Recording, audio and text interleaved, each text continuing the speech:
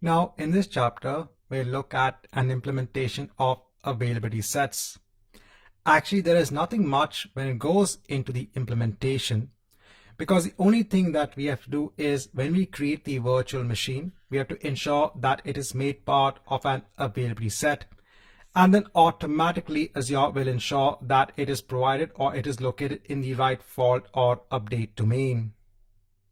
So here, let me go on to my virtual machine service. So I have a set of machines in place. Here, let me create a new machine.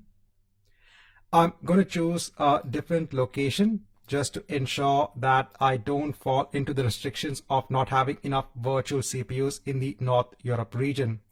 Here you can see that it is clearly saying that 2 virtual CPUs are required for this configuration, but I have 0 virtual CPUs remaining in this particular region. So here, let me choose a different location of, let's say, Central US. And now I can see I can select the size.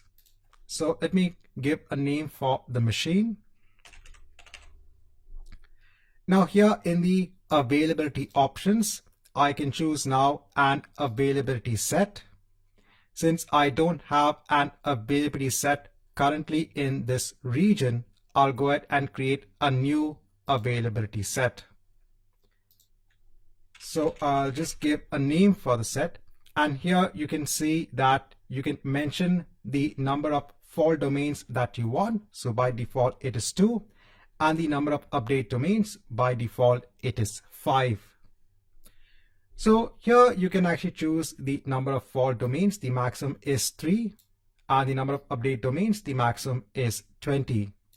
So the moment, let me just leave it as 2 fault domains and 2 update domains. And let me hit on OK.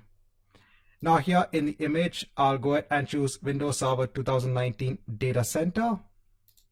Yeah, let me give the administrator account details. We are not going to log into the machines. I'm going to create 2 machines as part of this demo, and I'll assign it on to the same availability set. And we'll just see how Azure actually makes sure that the machine is part of the right fault and update domain.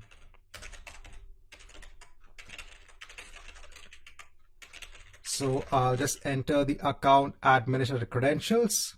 I'll go on to the next with this. I'll leave it as it is. I'll go on to networking. So currently I don't have a virtual network in the central US location. This is a location I'm creating my virtual machine.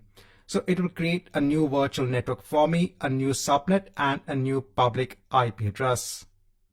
I'll go on to next for management. I'll go on to advanced, go on tags, go on to review and create. And let me go ahead and hit on create. So now this particular deployment is going to create an additional resource in addition to our virtual network, our public IP address, our Azure virtual machine. It's also going to create a resource based on the availability set service. Now, a question that I get from students is, can I actually make an existing virtual machine part of an availability set? Well, currently the answer is no. When you create a new VM, at that point in time, you need to make it part of an availability set. You can't make an existing virtual machine part of an availability set. So let's come back once the deployment is complete. Once the deployment is complete, I'll go on to the resource. So there's nothing much that has changed when it comes to the resource itself. But let me go on to all resources. And here I can see my availability set in place. I'll go on to it. So this availability set consists of 2 fault domains and 2 update domains. Now this virtual machine is part of fault domain 0 and part of update domain 0. Now let's create a new VM. Let's make it part of this availability set. So I'll go on to virtual machines. Here I'll create a new machine. I'll just hide this. Here I'll choose my resource group. I'll choose Central US. Here I'll give my machine name. Here I'll choose availability set, and since we had created the availability set earlier on, we can now choose that availability set. I'll leave the image and the size as they are. I'll enter the account details. I'll go on to next for the disk, leave it as it is. Go on to networking. I'll make it part of the virtual network it had created earlier on. I'll go on to next for management. I'll go on to advanced. I'll go on tags. I'll go on to review and create.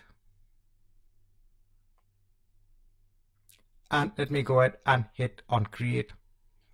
Let's wait for a couple of minutes once we have this machine also in place.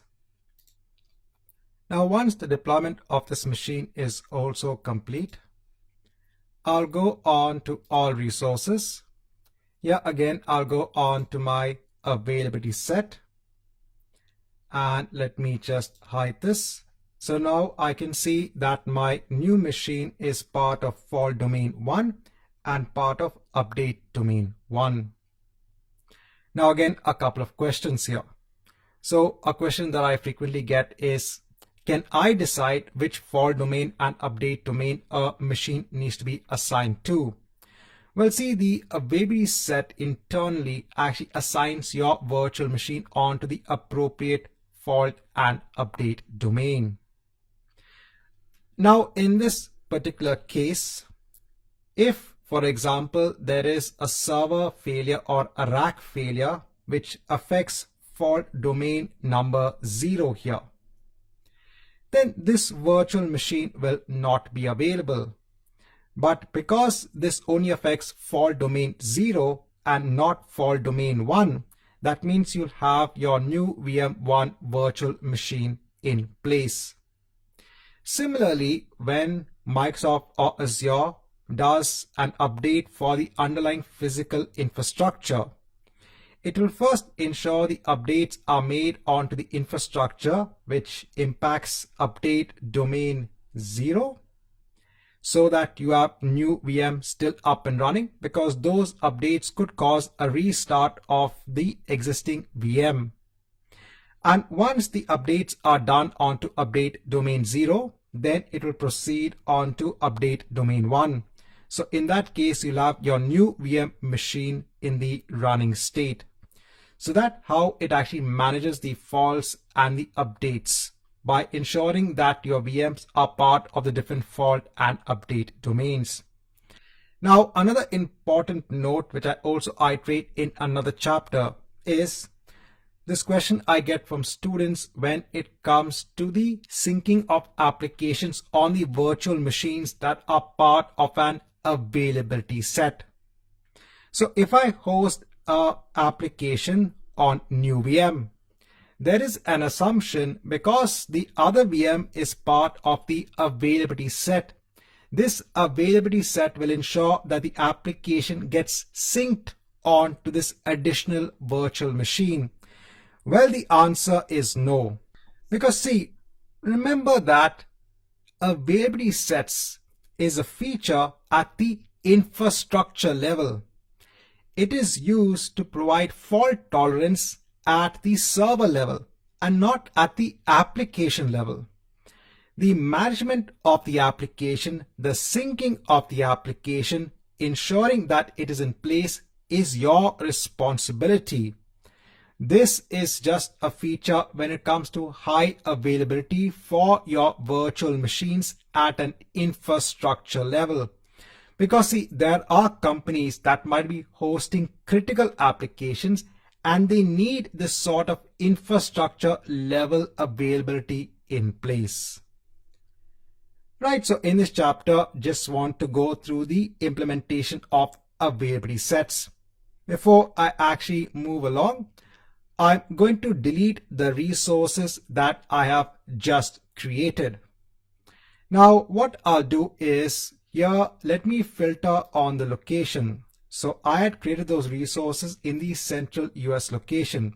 So I'll choose on location, choose Central US and hit on apply. So here I can see all of the resources that I just created, my new VM machine, my new VM1 and my availability set. I'll choose all of them and I'll hit on delete and I'll hit on yes and I'll delete those resources. I'm just trying to clean up the resources because I don't require them anymore. Again, ensure that if you are deleting these resources that you get a proper notification that they have all been deleted.